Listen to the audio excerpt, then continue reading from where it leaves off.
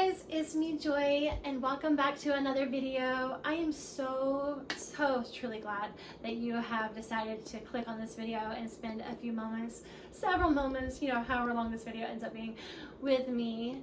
As you can tell from the title, I'm going to be talking about my blindness. That's right, I am 100% completely blind. My eyes are fake. Tapping on them, and yeah, my prosthetic eyes just make me look like I fool people, so it's fun. I have hearing aids. I have severe hearing loss in both ears, but I do not allow my challenges to keep me from living a beautiful life, and that's that beautiful life I'm going to talk about today. I know, when you hear someone loves their blindness, their disability like that, how is that possible, especially when it comes to blindness? Did you know that blindness is one of the number one fears that most people have? Going blind. It's one of the number one fears. And even though I live in complete blindness with complete loss of sight, not vision. I never say vision. I haven't lost vision. I have plenty of my mind vision, my heart vision, but I have lost complete eyesight. And even though I've lost all of that, I still have learned how to see in more beautiful ways. I see, like I said, through my mind.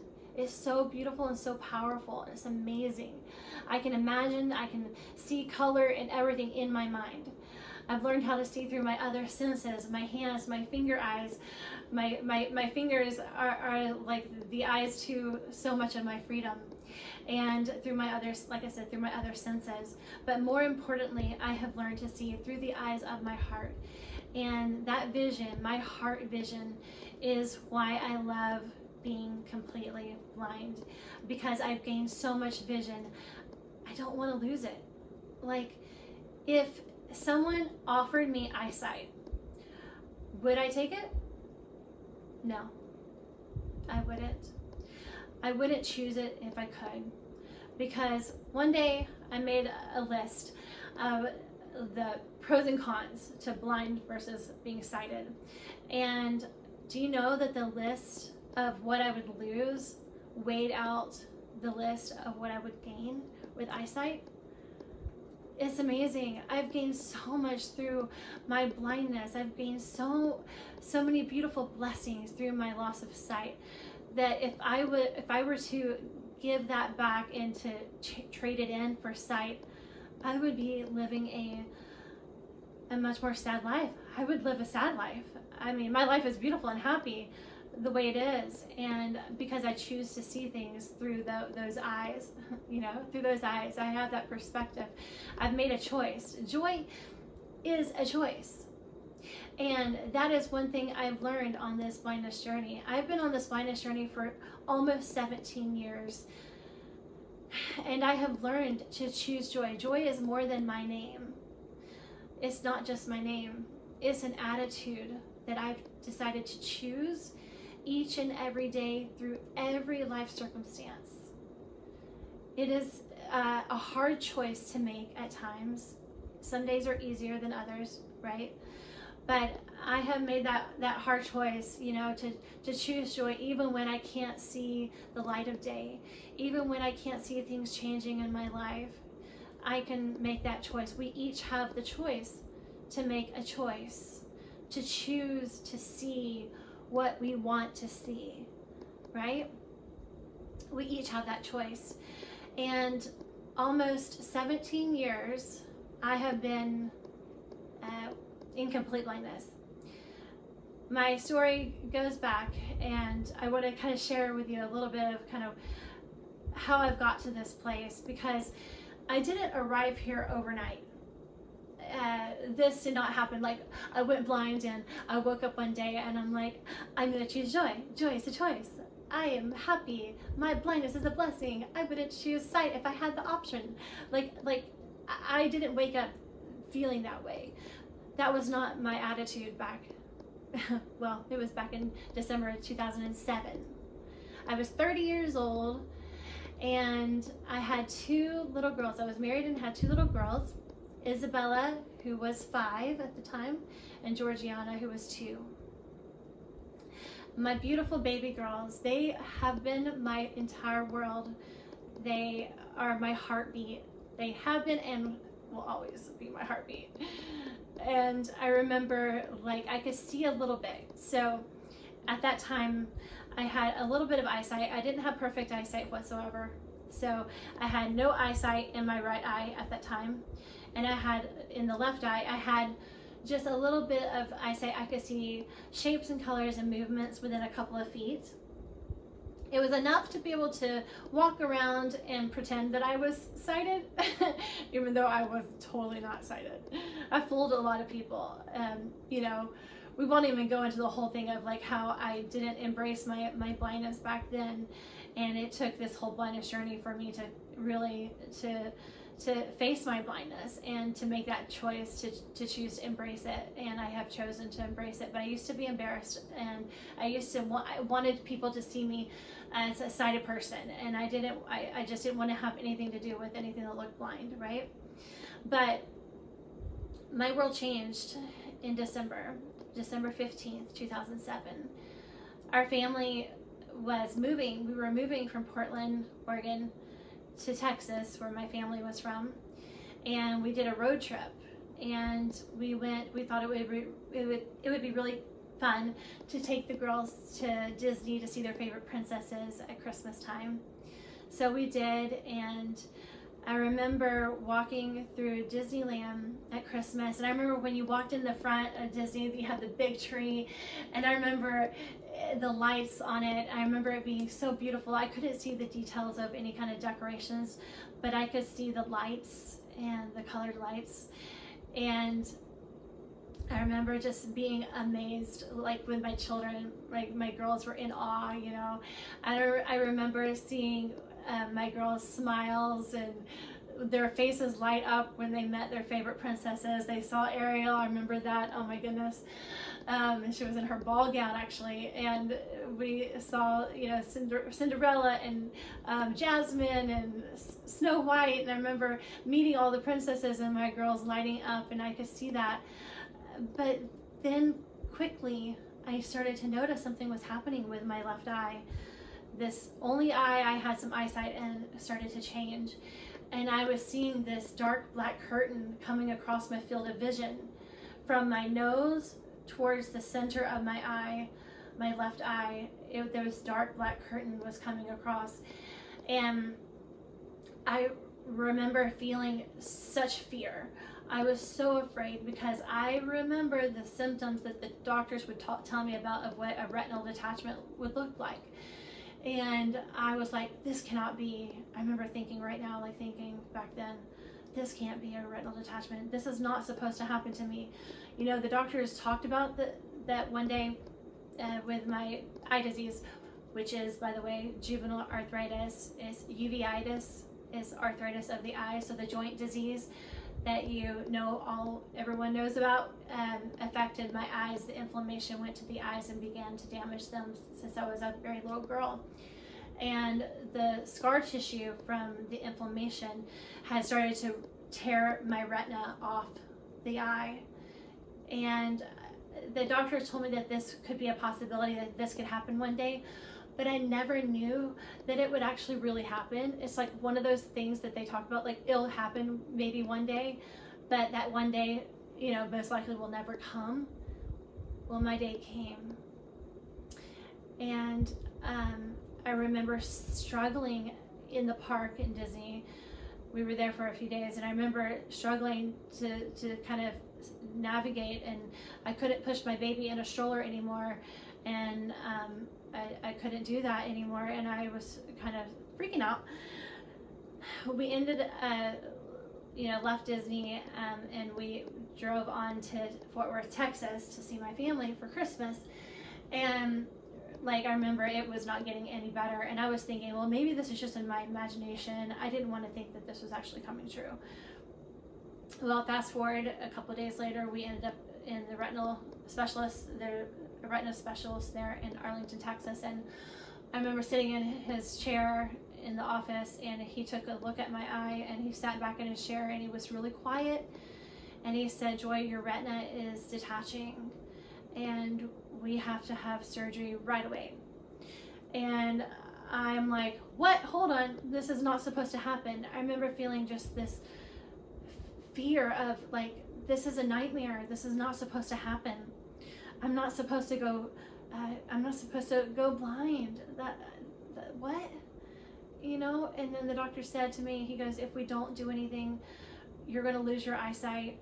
So we have no choice, but we have to operate and to try to save the retina. Oh my goodness, you guys. That night, right before surgery, the night before surgery, I went into my baby's rooms and I stared at them as the girls were sleeping, and I studied their faces, their eyelashes, their beautiful lips, and you know, I had the surgery, and the surgery unfortunately was not successful, and I continued to lose my sight, and it went fast. So my last memories I have of my beautiful babies were in Disneyland, and you know, and in their bedrooms. When I studied, I could still see them right now. I'm thinking in my mind's eye, and I'm remembering, and I could still see the girls just as I could back then. And I am so grateful. I'm so grateful for the sight that God has given me in the midst of my loss of physical vision.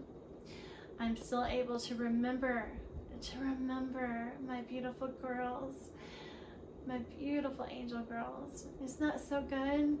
So good. Well, after I lost my sight, I had to figure out how to live my life completely blind and be a mom. Being a blind parent, you know, like a completely blind parent, that was a lot different than being a visually impaired, you know, partially blind parent. I now had nothing, and I had to figure out how to do everything all over again. So I had to learn, and I was in depression. I was so depressed, and I cried all the time, and I just wanted my sight back. I wanted it back. I didn't know how I was going to be the mom that I used to be and that I wanted to be. I didn't know how that would happen, and I couldn't see the light at the end of the tunnel. I couldn't see hope. Well, one day, not too long after I lost my sight, different times, but around the same time, both of my girls were diagnosed with juvenile rheumatoid arthritis. Georgiana, my 3-year-old at the time, was diagnosed with uveitis, and my oldest at 6, well, actually she got diagnosed at 5, and was diagnosed with it in her joints. So both of my girls were diagnosed with the same disease that caused me to go blind, and I was devastated. I was extremely floored and devastated, feeling so guilty because my disease now has affected my beautiful babies, my angel girls, my whole world, and you know, I just felt like it's my fault, even though it's not my fault. It was, but I hated it. But my girls, they're strong.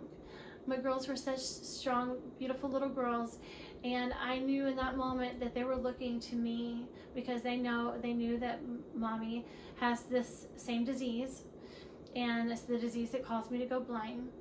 And so they knew, and I said, you know, I have to be the strength for my children. And I made that decision one day. I remember being in my bed, and I woke up and I said, I have to show them strength. Even if I don't feel it, I have to show them what strength looks like under fear. And I did, and we were all on medications and injections. My husband was giving all 3 of us injections, chemotherapy, biological injections, every week, and he lined us all up on Friday nights, and we had Friday night shot night with 3 girls. It was not your typical Friday night shot night with 3 girls, but it was our shot night, and we chose joy. We chose joy in the midst of our sorrow. We chose joy, and we found the good in the midst of the bad. And there was a lot of bad, right? But we, as a family, found hope. Fast forwarding, I knew that I wanted my life back, and I was learning how to do things at home. I was learning how to do the girls' hair and get them pick their outfits out and do all these things that I used to do. I was learning how to do it again. I was discovering little by little that I could enjoy things. I remember the first time I went shopping, and I was like, I didn't think I was going to enjoy it, but I started to enjoy it. And I was able to feel things that I've never felt, and paid attention to the details of clothes that I never saw when I had sight. And I just started to realize that I could listen to movies, and I could enjoy things through descriptions, and I could enjoy the sounds of my girls' laughter. Instead of seeing their smiles, I could hear their laughter, and I could see their smiles in my mind. I could see them light up, and I got their cuddles, and I got lots of cuddles. And the cuddles were so amazing and so beautiful. And I just started to not take for granted the little things in life. I started paying attention to the smells outside, the flowers, the grass, the fresh cut grass, the kids playing outside. I started listening to all those things that I never ever noticed before. It was so beautiful. As I was going on this journey, and my perspective was starting to slowly change, the key to my freedom, and I get chills saying this just now, the key to my freedom was when I went and got my first guide dog, Antonia Hope. Antonia Hope. I gave her the middle name of Hope because she gave me hope for my future without eyesight. I got her at Guide Dogs for the Blind in Oregon. And I remember when I first met her and I went for my first walk with her in a park in Portland, we were flying so fast. I was holding onto her harness handle, and she was like just leading me and navigating me and going, around obstacles, and we were going so fast. And I remember feeling free again, feeling free and joyful and happy. And it was a sunny day, and it was cold and sunny. And I remember feeling the sun hitting me, and the wind was blowing through my hair. And I remember feeling the sense of hope came back into my life again. Yeah, I felt like there's hope for my future. I don't have to live this really sad, blind life.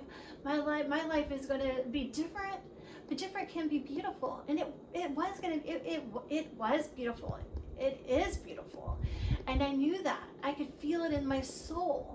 And when I got back to my dorm with Antonia, I was crying, I was sobbing. Oh my goodness. I was like hugging her and thanking her for everything she was giving to me. And so I told her, I said, you have a middle name, and your middle name is going to be Hope, because you have restored hope back into my life without eyesight. She gave me the confidence to be me, to be blind like Joy, who is blind. She gave me the confidence to be me again. And she like gave me that hope that I can be that mom that I've always been, and the mom that I've always wanted to be. I can be that mom again. It might be a little different. Hey, instead of, me going out with my kids in a stroller, now I'm going out with my kids and a dog. And I knew it was going to be beautiful. So after I brought Antonia home from guide dog school, and she started to completely transform my life, giving me that freedom, that confidence, she started changing my attitude. I started changing this attitude of feeling sad to feeling happy, feeling joyful. I could see the light again, and it started to flood back into my life. And after that, we had moved from Texas. We moved back to Portland, and when you think things are going good, sometimes it's like something hits you and you get knocked down again. And I did. I got knocked down a lot. I was going through a lot of health issues. I was hospitalized 8 times due to infections, skin infections, and it plagued my life for several years. And my arthritis was so severe. My arthritis in my joints got so inflamed. It was debilitating, and it was extremely painful. And imagine trying to then parent your babies while you're going through health conditions, and you're feeling like all hope is lost, right?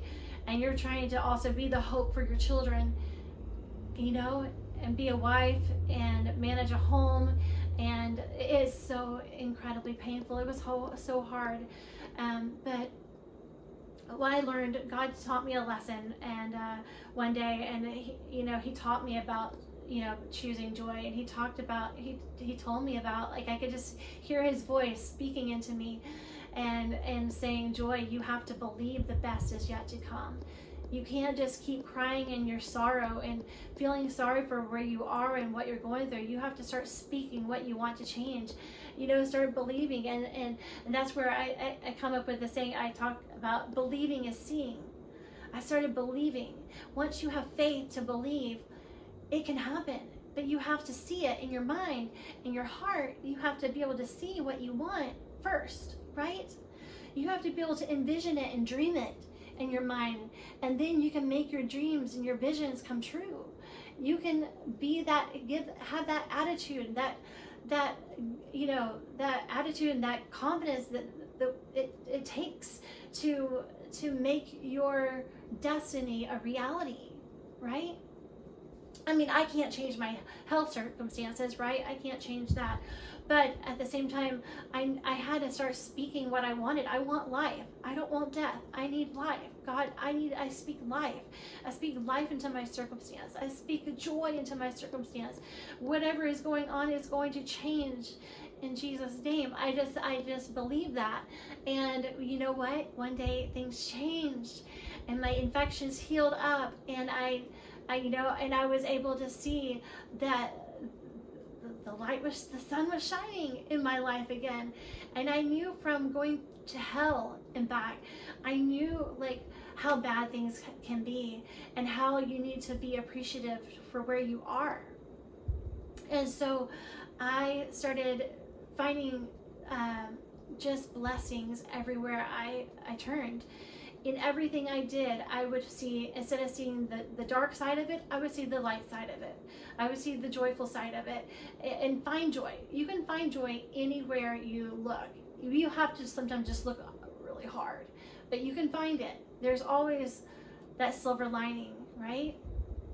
And so I started then using my voice and making a difference in every way I could. We started doing a lot of work with the Arthritis Foundation, and speaking on Capitol Hill as a family, and using our voices, and that was just so powerful. And I realized like how much my voice can make a change, and I wanted to do good with my life. And I started to see that, okay, my blindness might not be good, but I can do good with my blindness, right? And I'm like, how can I do good with my blindness? What can I do? How can I make a mark on this world, And I developed my YouTube channel back in 2014. And I've been going at this and making my content and sharing my story on all my platforms, and writing my posts and sharing my heart to hopefully make a difference in lives all over the world. And what I've learned on this journey is that people are so beautiful. This world is so beautiful if you choose to see it that way, if you look for it. And because of my blindness, I have encounters with people all the time that most people never would ever meet. I'm always meeting with people, like whether it be Uber drivers, or working with people in public places and stores and my girls' schools, or anywhere on the street, at the grocery store, wherever I'm at, I'm having encounters with people, and they have been really amazing.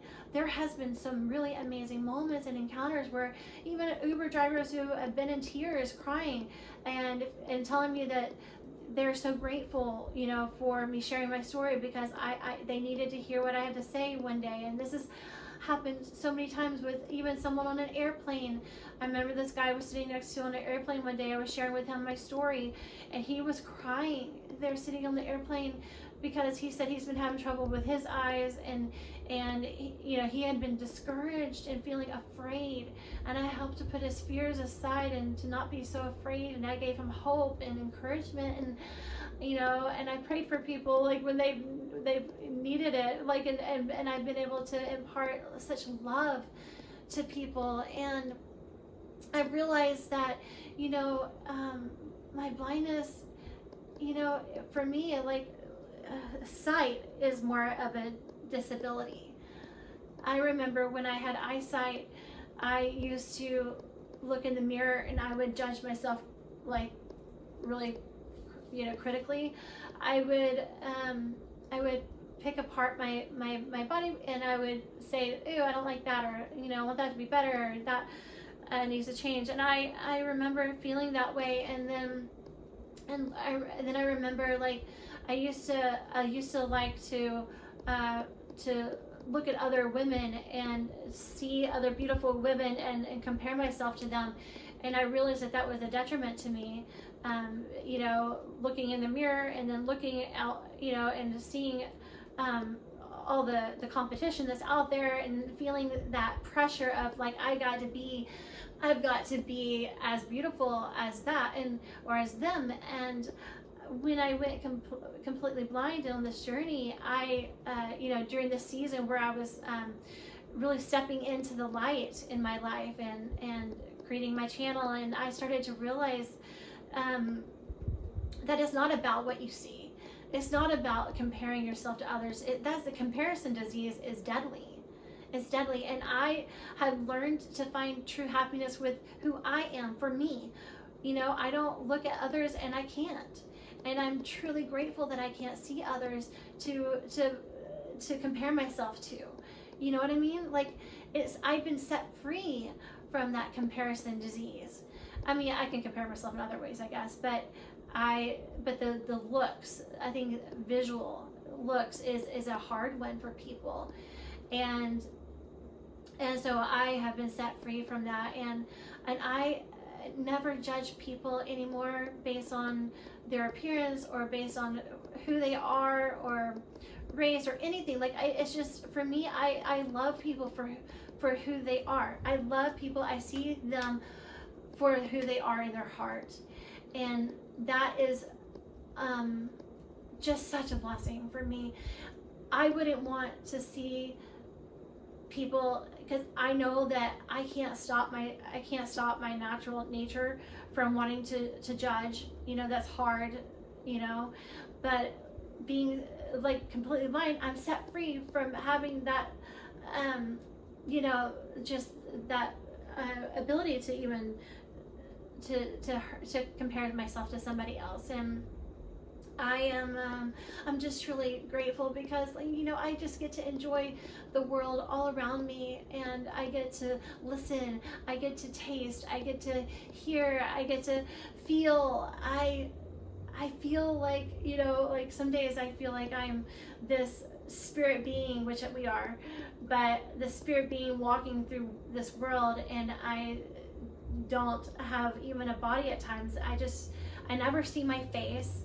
I can't understand what that looks like. I just enjoy life for what it is, and I just walk through life loving, feeling, giving, serving, enjoying life for what it is. And all of you have been a part of my life, where if you've been on this journey with me since 2014, or for many years, then you have seen my ups and downs in my life. I've gone through lots of things, and health conditions and stuff, and life, it just doesn't stop. When you get better, it's not just saying it's not going to get bad again. You're always going to have mountain tops, right? And you're going to always have valleys. But the one thing you have to remember is to find the joy in the midst of it all. Find your blessings. Where can you find blessings? Where can you find beauty? Where can you find love in the midst of it all? If you look hard enough, I promise you will see it. You will feel it. You will hear it. You will taste it. It will be all around you. But you have to look for it. And I am truly grateful, because I do love my blind life. I have the ability to share my life with all of you and give you a perspective that maybe you never would have had before. And I thank God every day that He's given me this platform, and the talent, the ability, the confidence, that faith to believe that I can make a difference in this world. Just one voice, one heart, one soul, one mind, that I can make a difference. And I hope and pray that I have made a difference in your life, and I will continue to do that. But anyway, all right, there you go, you guys. My blind life and why I love it is truly a gift to me, and I wouldn't change it for anything in this world. All right, I love you guys. Have a beautiful, blessed day. All right, bye.